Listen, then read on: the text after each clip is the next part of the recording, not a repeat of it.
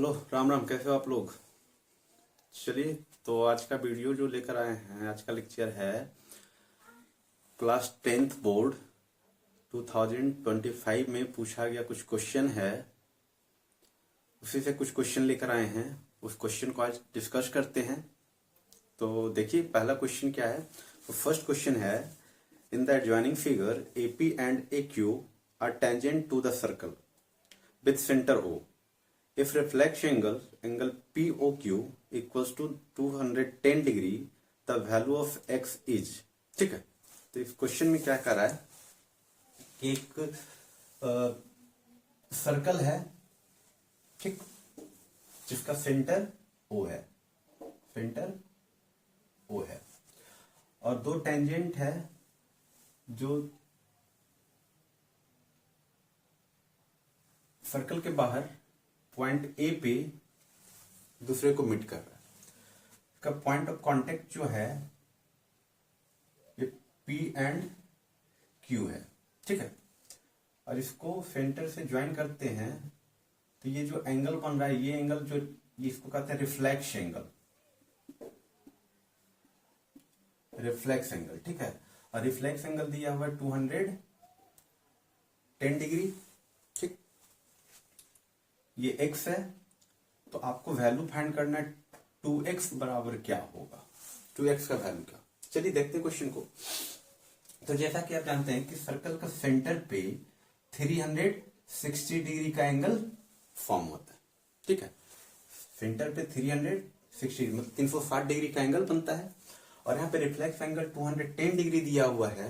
तो ये एंगल कितना हो जाएगा, तो इस एंगल को निकालने के लिए हम लोग क्या करेंगे, 360 में 210 को माइनस कर देंगे। तो चलिए 360 डिग्री में माइनस करेंगे 210 डिग्री को, तो कितना आ जाएगा, माइनस करने पे 150 डिग्री आता है, ठीक है। तो ये एंगल आपका हो जाएगा 150 डिग्री। और आप लोग ये भी जानते हैं कि टेंजेंट पर, टेंजेंट का जो कांटेक्ट पॉइंट है उससे सेंटर को जो ज्वाइन करने वाली लाइन सेगमेंट होती है वो टेंजेंट पे क्या होता है, परपेंडिकुलर होता है। तो यहाँ पे 90 डिग्री का एंगल होगा, और ये भी 90 डिग्री का एंगल होगा, ठीक है।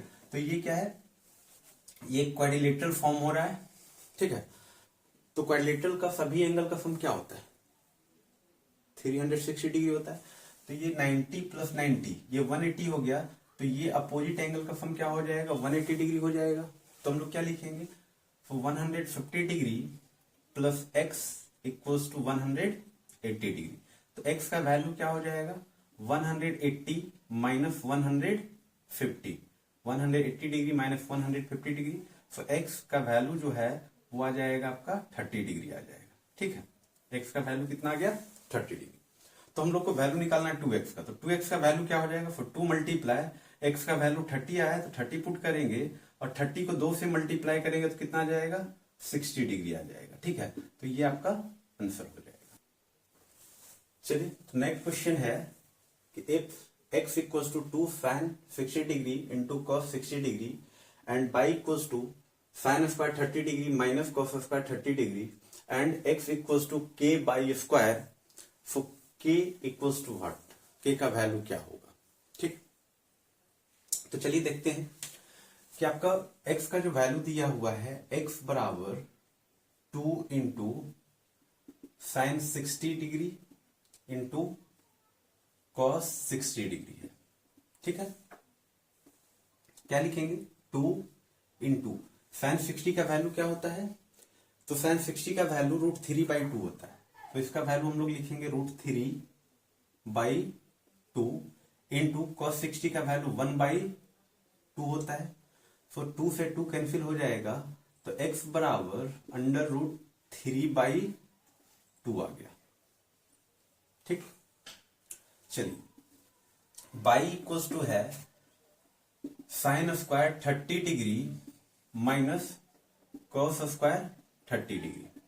क्या इसको हम ये लिख सकते हैं कि साइन 30 डिग्री का स्क्वायर लिखेंगे माइनस कॉस 30 डिग्री का होल स्क्वायर लिखेंगे, ठीक। साइन 30 डिग्री का वैल्यू क्या होता है, तो साइन 30 डिग्री का जो वैल्यू होता है वो 1/2 होता है। तो 1/2 का स्क्वायर माइनस cos 30 का वैल्यू √3/2, तो इसका स्क्वायर करेंगे। 1 का स्क्वायर 1, 2 का स्क्वायर 4 माइनस √3 का स्क्वायर 3 और 2 का स्क्वायर 4। फर्दर 4 करेंगे तो एलसीएम क्या हो जाएगा, 4 हो जाएगा। तो 1 माइनस 3 इक्वल्स टू -2/4 और कैंसिल आउट करेंगे तो -1/2 आ जाएगा। सो बाई इक्वल्स टू -1/2 आ गया। अब हम लोग का थर्ड जो है एक्स स्क्वायर जो है k बाई स्क्वायर के बराबर है, तो अपन लिखते हैं कि x square equals to k by square. X का वैल्यू कितना है, √3/2, तो यहाँ पे लिखेंगे √3/2 का whole square is equals to k into by का वैल्यू -1/2 और इसका स्क्वायर करेंगे तो √3 का स्क्वायर 3 हो जाएगा, 2 का स्क्वायर 4 हो जाएगा, इक्वल्स टू k इंटू -1 का स्क्वायर 1 हो जाएगा और 2 का स्क्वायर 4 हो जाएगा। देखिए 4 से 4 कैंसिल हो जाएगा, तो k का वैल्यू कितना आ गया, k इक्वल्स टू 3 आ गया। ठीक है, तो ये जो k का वैल्यू है, k का वैल्यू कितना हो जाएगा, 3 हो जाएगा और ये आपका आंसर हो जाएगा। चलिए थर्ड क्वेश्चन है, कहता है अ peacock sitting on the top of the tree. कहता है एक पीकॉक है जो एक पेड़ के टॉप पे बैठा हुआ है, ठीक है, जिसका हाइट है 10 मीटर और height 10 metre. Observe a snake moving on the ground, और ग्राउंड में एक स्नैक क्या कर रहा है, मूव कर रहा है, घूम रहा है, और वो किसको देख रहा है, पीकॉक को देख रहा है। ठीक, if the snake is 10√3 metre away from the base of the tree. Snake जो है वो पेड़ का जो ट्री का जो फुट है, बेस है, उससे 10√3 मीटर की दूरी पे है।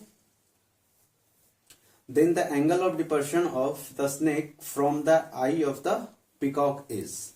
तो देखिए क्वेश्चन में क्या है, सबसे पहले ये हाइट एंड डिस्टेंस का क्वेश्चन है, ठीक है। तो जब तक आप इसका फिगर क्लियर नहीं करते हो, क्वेश्चन में आपको प्रॉब्लम होगा।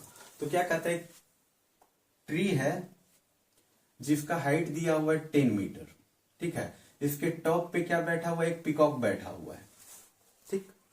और इस ग्राउंड में एक स्नेक क्या कर रहा है, मूव कर रहा है। जो स्नेक है वो इसके बेस से 10√3 मीटर के डिस्टेंस पे यहां पे है, ठीक। अब पीकॉक का जो एंगल ऑफ डिप्रेशन है, एंगल ऑफ डिप्रेशन क्या होता है और एंगल ऑफ एलिवेशन क्या होता है। तो देखिए ये सपोज यहाँ पे पीकॉक बैठा हुआ है, तो इसका आई ऑफ साइड क्या हो जाएगा, ये हो जाएगा, ठीक। पीकॉक का एंगल ऑफ डिपर्शन क्या हो जाएगा,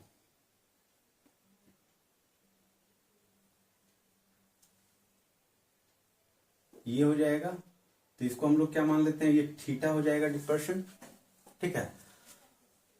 तो ये ग्राउंड जो है इसके पैरेलल है, तो ये थीटा होगा, तो ये भी कितना हो जाएगा, थीटा हो जाएगा, ठीक। तो हम लोग को कहता है कि थीटा का वैल्यू निकालना है, तो थीटा का वैल्यू क्या हो जाएगा। तो देखिए ये थीटा डिग्री के बराबर है, तो अगर हम इसकी बात करें तो ये आपका 90 डिग्री हो जाएगा।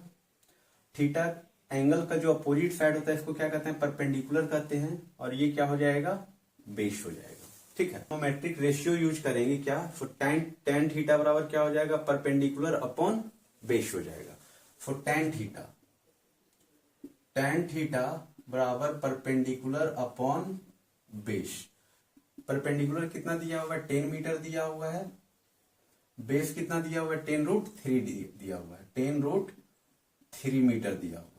देखिए मीटर से मीटर कैंसिल हो जाएगा, 10 से 10 कैंसिल हो जाएगा। फॉर tan थीटा बराबर आ गया 1/√3।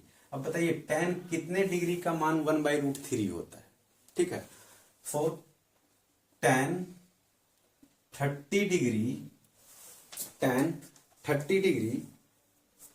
इक्वल्स टू 1/√3 होता है। तो थीटा का वैल्यू क्या हो जाएगा, थीटा इक्वल्स टू 30 डिग्री हो जाएगा। तो क्या हम लोग tan थीटा बराबर क्या लिखेंगे, 30 डिग्री। तो एंगल ऑफ डिपर्शन क्या हो जाएगा, 30 डिग्री हो जाएगा, ठीक है।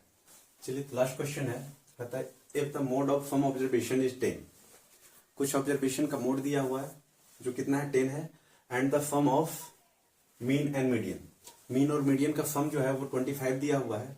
कहता है then the mean and median respectively are, mean और मीडियन क्या होगा, तो ध्यान से देखिए, मान सेलेक्ट मीन, मीन को हम लोग x बार से रिप्रेजेंट करते हैं, और मीडियन, मीडियन को हम लोग कैपिटल M से रिप्रेजेंट कर लेते हैं, ठीक है। तो क्वेश्चन में क्या दिया हुआ है कि if the mode of some observation is 10, तो मोड कितना दिया हुआ है, मोड इक्वल्स टू 10 दिया हुआ है, ठीक है। और कहता है कि the sum of mean and median, mean क्या है x bar plus median equals to 25 है, ठीक है। तो यहां से हम लोग क्या निकाल लेंगे कि मीन बराबर क्या हो जाएगा 25 माइनस मीडियन हो जाएगा, ठीक है। इसको इक्वेशन 1 मान लेते हैं। आप लोग इंपेरिकल फॉर्मूला पढ़ें, ठीक है। इंपेरिकल रिलेशन क्या होता है, इंपेरिकल रिलेशन जो होता है वो कहता है मोड इक्वल्स टू, मोड बराबर होता है 3 times median, 3 times median minus 2 times mean, mean होता है, ठीक है। तो मोड कितना दिया हुआ, मोड 10 दिया हुआ है,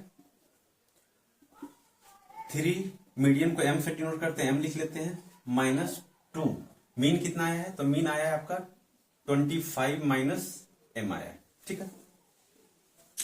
for 10 equals to 3m minus 50 minus minus plus 2m।